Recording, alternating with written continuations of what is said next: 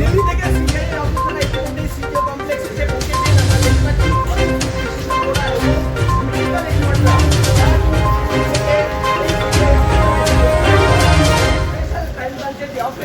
সেখানে কিন্তু প্রবেশ করছে।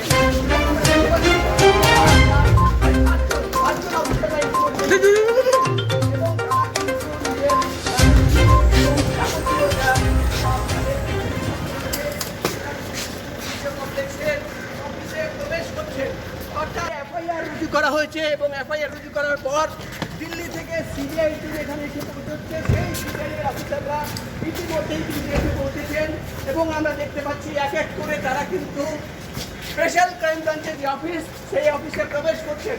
এবং আমরা গতকালই খবর পেয়েছিলাম যে দিল্লি থেকে মেডিকেল এক্সপার্টরা এবং ফরেন্সিক এক্সপার্টরা তারা কিন্তু